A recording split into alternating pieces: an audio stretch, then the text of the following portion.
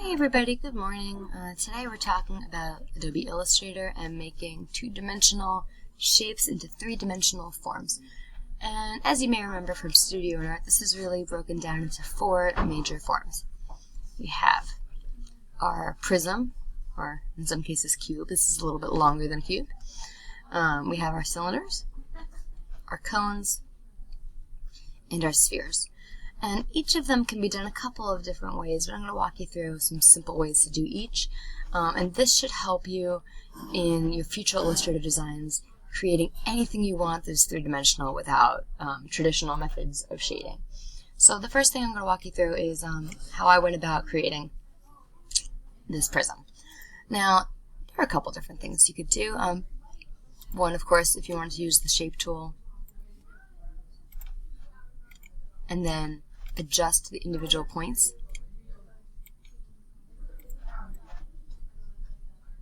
So that they appear to be going back into space. That is one way to get started with this. So my direct selection tool, pardon me, up here, the white arrow, can go, click on the anchor point to activate it, up, so they're going back and away like an open book. And that's how we would adjust the anchor points. And then for something like this, I would recommend doing, you could do the same thing where you twist a box. In fact, I'll show you just in case you want to do that. So you can hover on the corner here, twist the box to match the angle if you want it. I think this is a little bit more complicated than it needs to be, but it's one way to do it. Line it up, and then use your direct selection tools.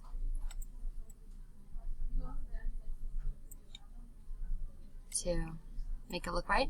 That's one way to do it, and that'd be perfectly fine. And then from there, you could choose whatever color you wish on those individual boxes because they're already closed shapes, and that would be fine. Since we're dealing with forms, though, you wouldn't want any outline on it, so you would have to go through and make sure there's no stroke on each.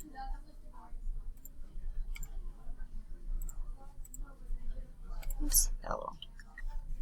And that would be one way. Another way to do it that might be even a little simpler is to, use the shape, the tool we started using the other day, which is our line tool, and you can just draw straight lines. You can also hold the shift tool to make sure that it stays a straight line. So if you are having a difficult time creating straight lines, make sure your stroke is on now while I'm drawing this. There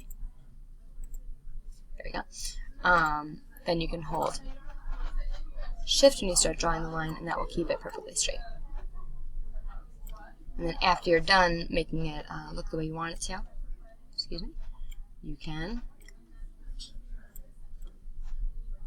activate the live paint option to turn each of these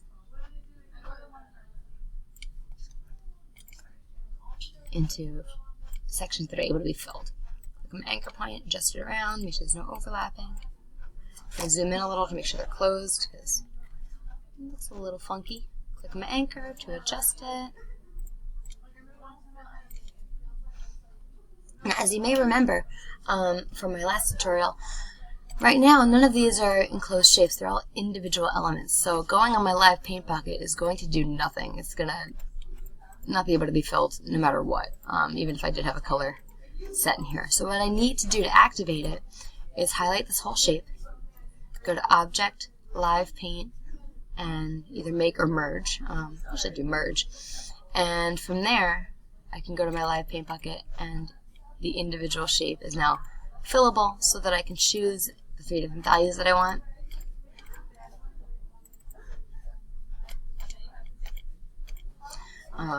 In accordance with the light. Now, both of these are fine for getting started.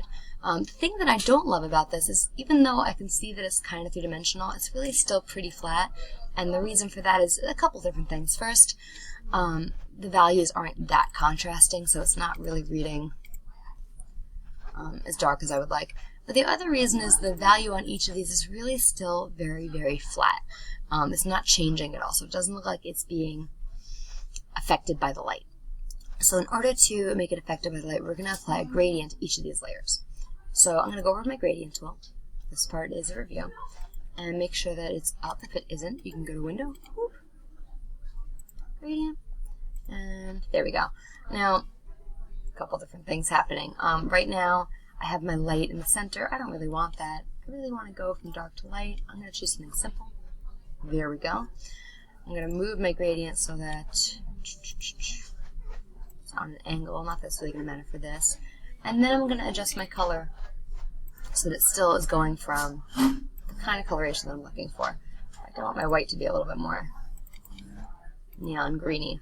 I think that would be nice. And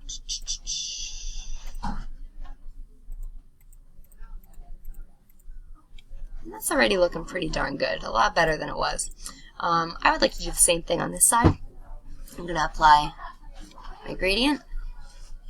And I can even save this if I want. So if I want to save this for later, now it's in here. So I have my gradient here. I'm going to do the first thing and swap this because I don't want it to be dark to light. So I'm going to go in the opposite direction. Boom, boom. Almost.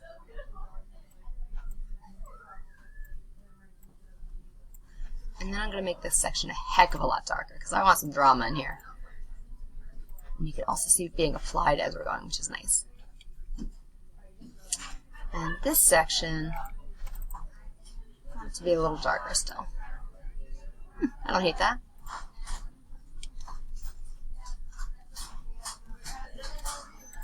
And then the top, we're going to do the same thing. I want to start here. I'm going to change the direction of my gradient because I now want it to go opposite. Ooh, don't like that. Why is that happening? Here we go.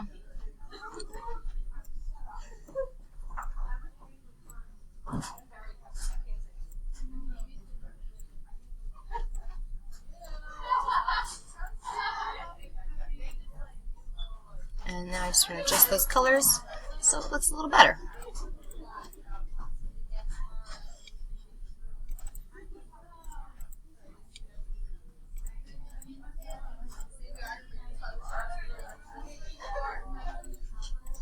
And that's not too bad. A finishing touch that might be nice, and I didn't start out this beautifully, would be to add, a layer underneath.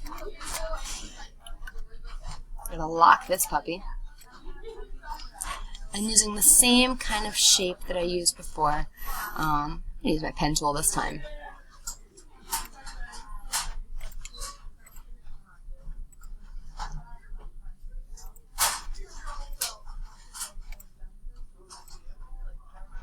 It's behind a little bit. I'm going to create a cast shadow. I want like a little hint of that color in the cast shadow. And that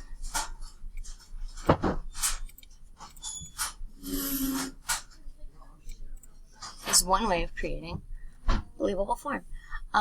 This has been a demonstration on the cube and creating three-dimensional light on a cube surface. We're going to be talking about cylinders, cones, and spheres all very, very soon. Start thinking about what it is that you want to render. Simple enough that it's possible for you to have really great results, but complex enough that you're interested in it, and something that hopefully you enjoy and will be proud of when you're done. Thanks so much.